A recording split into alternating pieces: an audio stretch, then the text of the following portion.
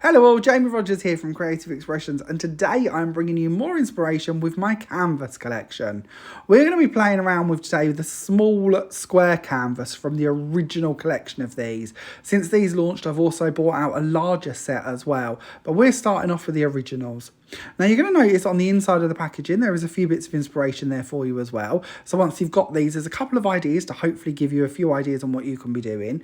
But there is also an album on my Facebook page, which is Jamie Rodgers Crafts, full of different creations with the large and the original canvases to hopefully give you a bit of inspiration.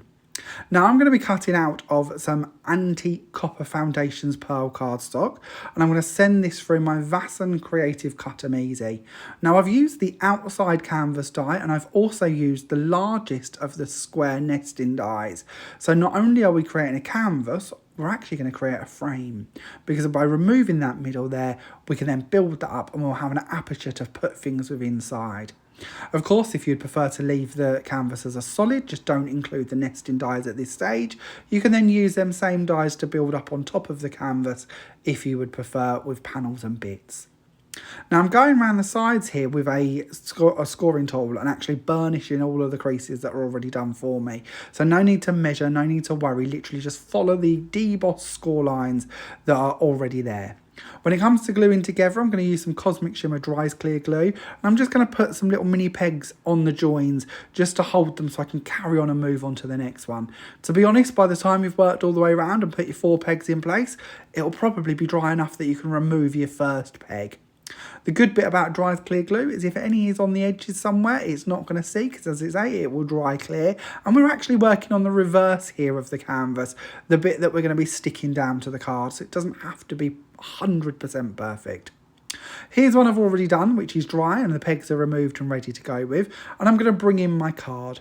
Now my card for this one is quite a biggie. It's a 10 inches by 5 3/4 inches wide. You don't have to be this big if you don't want to, but I love working on big cards. One of my favourite card sizes to do is actually 10 by 7 inches. So with this one, I started off with a 10 by 7 and I've just cut a little bit off the side so it's slightly smaller. I'm then bringing in 3 frames which I've already created, and I'm gluing these down onto my background.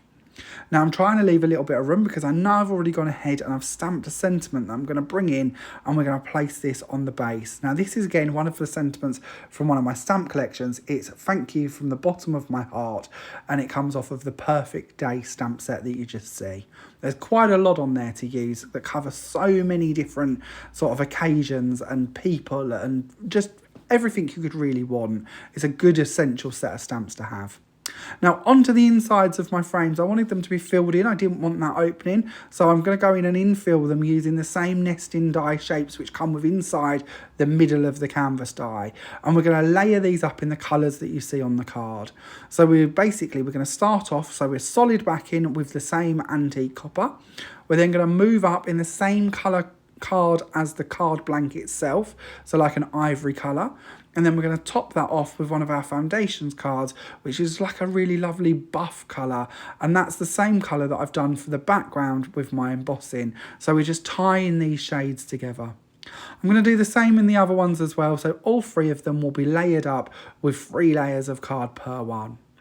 I'm then going to bring in some mini butterflies, and this is one of Sue Wilson's dies, but of course this card doesn't have to be about butterflies. We could pop pictures in there, we could pop different decorations in there. As I mentioned, we could have put acetate on the top of the frame or on the inside of the frame so that we could turn these into shaker cards instead. But with these ones, I just wanted to pop 3 simple little butterflies, 1 on each little window. You could build these up if you'd prefer a little bit more dimension, or you could finish it off by adding some little pearls in there for the bodies. We're just going to add on our 3rd one down the bottom here to complete that part. Then at this stage, you could absolutely leave it as it is if you wish to, but of course I like to add more to these. So I'm going to start bringing in a few flowers, and I'm actually going to be using again some Sue Wilson flowers and foliage sets. The foliage here comes from the Cosmos set, which is a really lovely one because you get the leaves going in 2 directions. So like this, it's really easy to come in and build them up going around the corners to make some nice sort of corner elements, or if you'd prefer to make wreaths or borders, you've got that ability to bend them out in both directions. Now, I love working with this canvas collection. There are so many things we can do with these. It's a really fun way to print off pictures of your loved ones or scenes or memories and places you've been, and then actually die cut your photo card and then build those up so you've made your own little 3D canvases. Another way to use them, of course, is to just cut them from a plain cardstock and stamp on them, colour them in, distress them, whatever you wish to do with them, and then build them up and they will look just like a proper canvas you would hang on your front room wall, for instance.